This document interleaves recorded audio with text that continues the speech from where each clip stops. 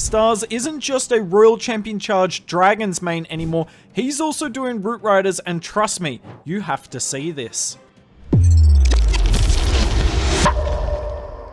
Stars has switched a few of his accounts from his classic Mass Dragon army to Root Riders. Now my best guess for this is Root Riders are the main army in the World Championship that you need to be using in hard mode. So Stars is practicing. The World Championship is underway in terms of the qualifiers. We're up to the second month of qualifiers. You only have so many months, isn't it?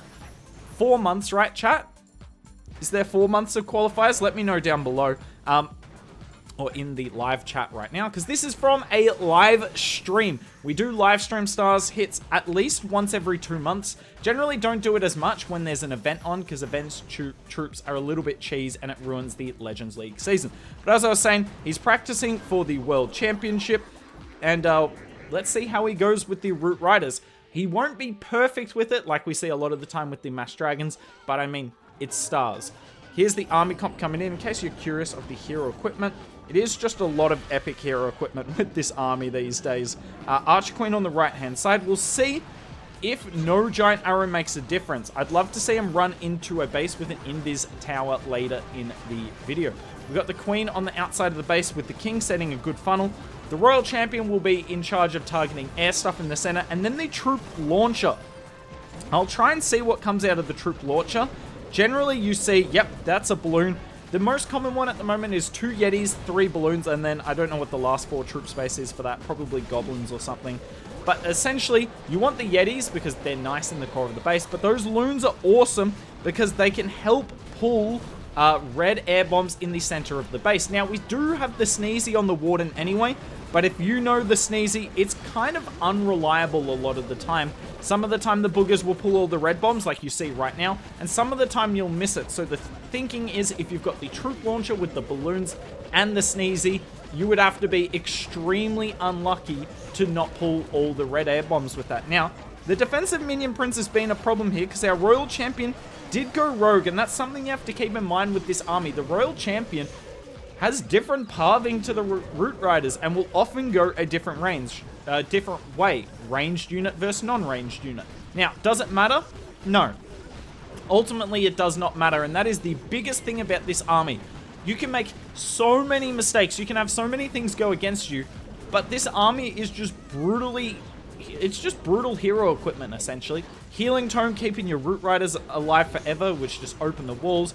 We've got the Queen on the outside of the base. The King, who is so unkillable with the Snake Bracelet. If you don't have the Snake Bracelet upgraded, then you can run the Earthquake Boots. But I tell you, the Snake Bracelet with this, it actually does make a lot of sense. So it turns out I was wrong on his CC. He is running this CC you see at the end here, which is interesting. I generally believe the 2 Yeti 3 balloon one is better, but if Stars is doing this, that's interesting. But also worth noting, he brings 2 ice golems in his army anyway, so 4 ice golems in this Root Rider army.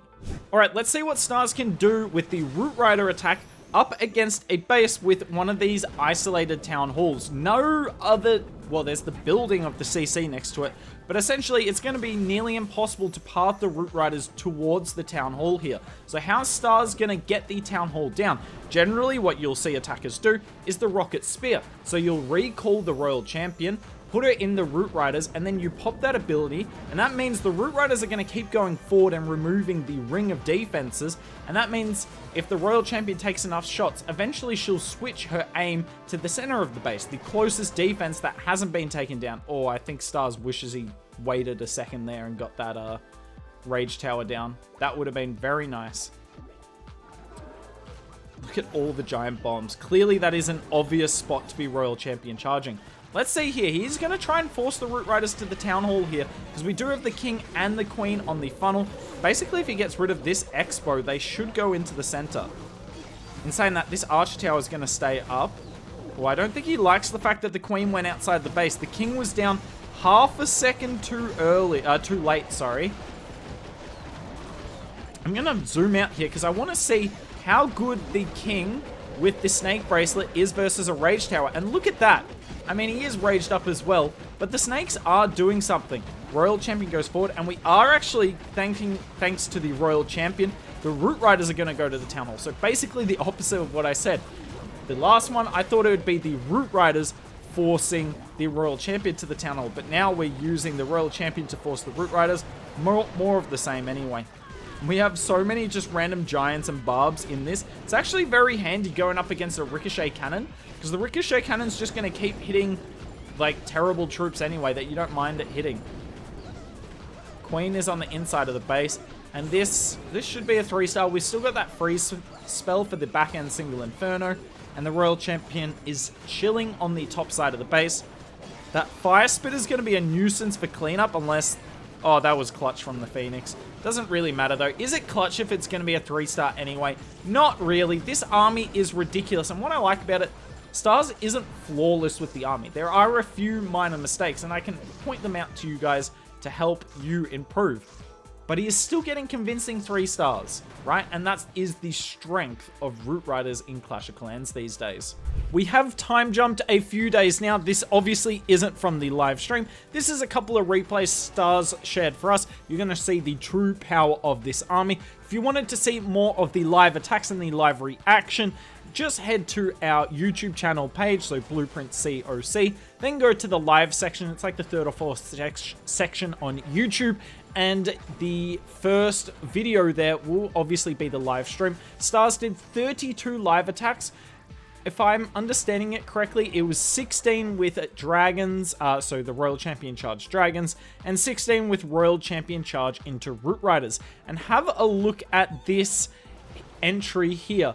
That Royal Champion Charge got very little value. The defensive heroes are still there. Sure, we get a multi-inferno, but really not a whole lot else. But still going to be able to get the 3-star, even though the pathing through the base is really difficult. And one of the downsides of Root Riders is they path from defense to defense, which is obviously a big plus, but it allows the base builder to manipulate the pathing, and that's why you see Royal Champion Charges done a lot to try and negate the manipulation, but it doesn't stop it from happening here. Now, the King ends up going inside the base, which is quite funny. You'll see the value of the Snake Bracelet in the core, but have a look at the Root Riders here.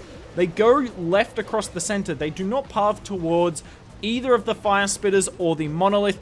Stars gets a little lucky here, and 2 of the Root Riders split off randomly to the right, which allows the King to go in. Healers take a Seeking Air Mine yet again. The Boogers can pull Red Air Bombs, but they can't pull those Seeking Air Mines that one-shot the healers. Royal Champion is going strong. King still has his ability. The Queen's only just popped hers, which means we've got those Mirror Clones for a little while longer yet. And they've got the healers on them, which is obviously really nice. So many giants alive here. It's so funny to see the troop launcher giants just living, because giants aren't terrible, right? They're not the worst troop in the game. They're just kind of superseded by everything else. And look at that. Completely crushed. Swag King ability, Swag Royal Champion ability, despite the opener not going to plan. And we'll finish the video with one final attack here with this Royal Champion Charge. And I want you guys to let me know down below, do you watch the Stars live streams that we do? And if you don't, is there a reason why you just don't enjoy watching live streams? Because obviously you can't watch them as much on your own time, although you can go back and watch them like a video.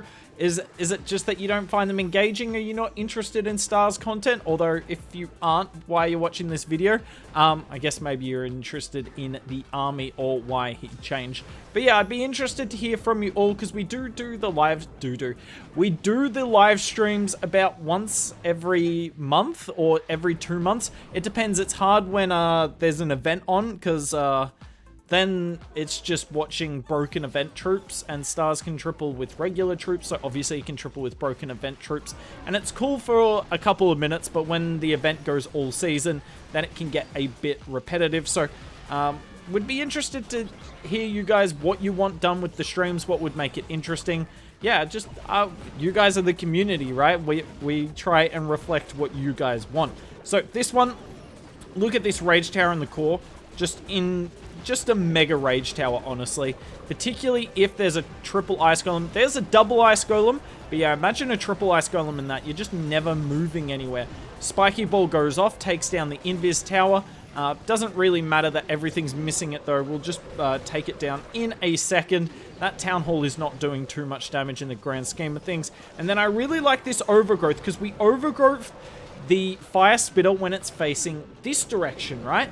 And have a look at this. By overgrowthing it now, it's not going to shoot for the rest of the battle, even when it comes back from the overgrowth, because we're going to be coming in from behind it. This is something you always need to consider with your overgrowths. I've seen a lot of people fail attacks because think if the fire spitter here was facing the other direction, they'll still overgrowth it, which makes no sense. You're already coming from behind it. Do not overgrowth it, because then what happens is if it's flipped directions, it will shoot at your troops on the back end. So not only do you overgrowth it and stop it when it wasn't doing anything, you allow it to do even more when that wasn't necessarily, well, it wasn't necessary. Anyways, there's Stars. He's awesome with this army. He didn't have his normal best season. Obviously, when you're doing two different armies, that can happen, but it's also super competitive at the top of the Legends League at the moment, and it's more about defense than anything.